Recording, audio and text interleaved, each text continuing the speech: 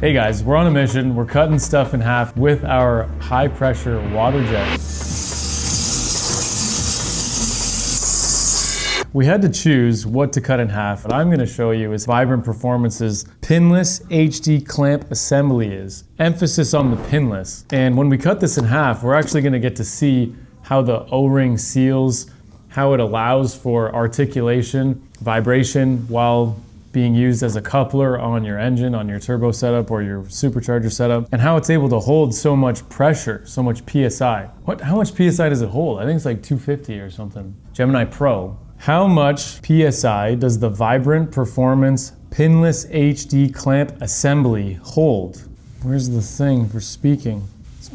The Vibrant Performance HD Clamp Assembly, including the newer pinless version, is rated for a maximum burst pressure of 800 PSI. This high pressure rating makes them a standard choice for high boost turbocharger intake charge piping where traditional silicone couplers might fail. 800? Key spec allows for up to 12 degrees of angular movement. That was some really interesting facts. So 12 degrees of articulation, 800 PSI. Prior to this, the method of clamping actually required a physical pin that was separate from the assembly. They have done this setup now, which has several springs. I believe 1, 2, 3, at least 3. When you push this pin, it's got a edge that limits the clamp from moving, but then when you push this, it goes out of the way.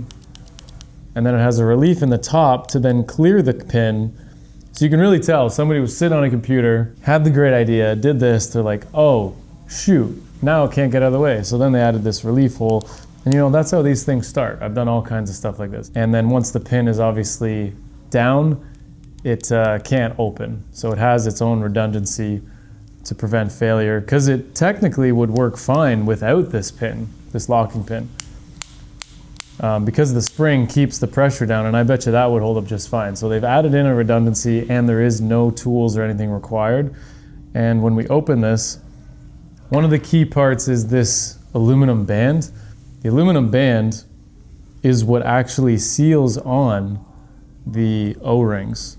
So I'm not going to pull it completely out, but you can see that the O-ring there is still seated against everything. So basically what they're saying is that this can handle up to 12 degrees of misalignment, and the compression of the O-ring will allow for that amount of deformation before breaching the seal. And that's an important thing that they've obviously accounted for when sizing all the tolerances for this. This is very critical on type of material for the O-ring, diameter of the O-ring. Someone either did a lot of math or they spent a lot of time on McMaster car getting a bunch of O-rings and testing a bunch of things, right? 800 PSI is no joke. We're about to throw 50,000 PSI at it on our water jet machine, and that's gonna send water mixed with garnet and blast right through this.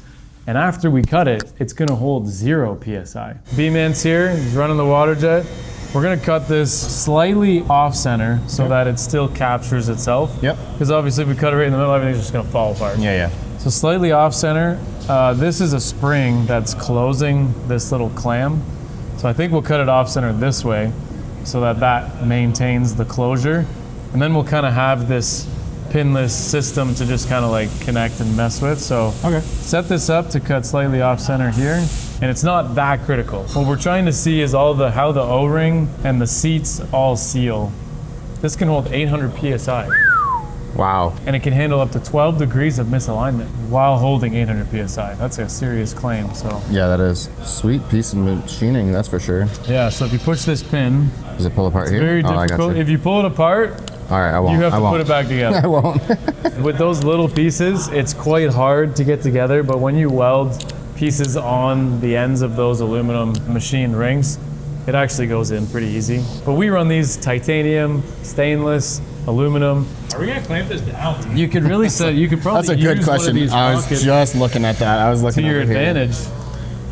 Yeah, looks like we can just like clamp it down here. Yeah, because it'd be great if it cut across there. Yeah. You might be perfect right there. Yeah. These are all control arm cutouts, so it's pretty handy that they give you just kind of a varying width that we can capture both sides. All right, let's see what we can cook up here. Need a little clamp to, Yeah. it's basically gonna come across like that. Good thing with the water jet is there's not a lot of side-to-side forces, so you don't really have to go too crazy. All right, well, I don't know if the head will clear. You'll have to there. take the cup off again, and I think you'll be good. You can't keep anything clean around this machine. That is one thing. We should have probably measured the thickness too. 2 inches. Yeah, 2 inches. Should be tight. Looks like we got lots of clearance. I really hope it emphasizes and shows 2 little green circles for the O-rings, a little black band for the seal, and then the clamp should be a C shape around that. And I hope it just shows that well on the side profile. One can dream. I could also put this in Fusion and just hit the slice button. That would show it. All right, I'm just gonna do a couple little checkaroonies here. Just make sure. Good. What do you check for? I'm just gonna check to make sure that the path is on each side of the parts. That way we know it's gonna cut through. I think we can put the muff on. I don't think it'll matter. It'll be pretty splashy without it.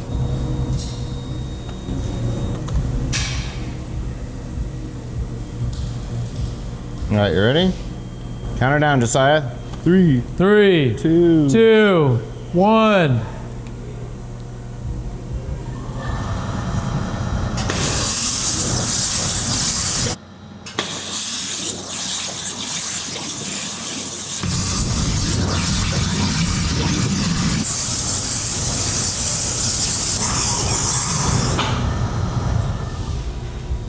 I say we go through it again.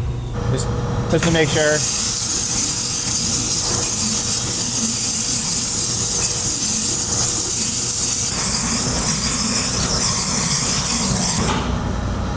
All right, that side should be cut.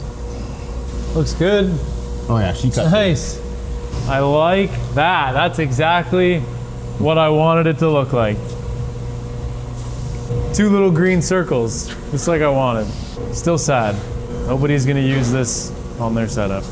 Yeah, it's beautifully machined. They put so much time and effort finishing it, and then just I know. cut it in half. But learning always comes at a cost. It's true, yeah.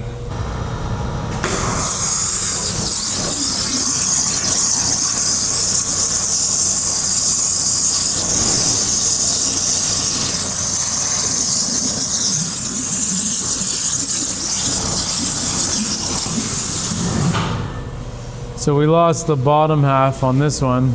Still here on this one. That's the one. That's the money side. So we have the O-ring.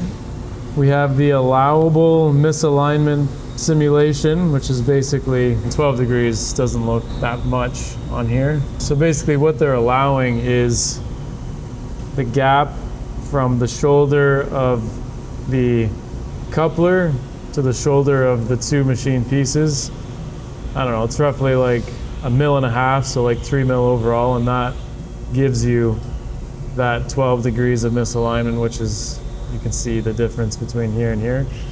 And then all the tolerances are going to be the main thing. And you can see the tolerance as well from the band within the housing.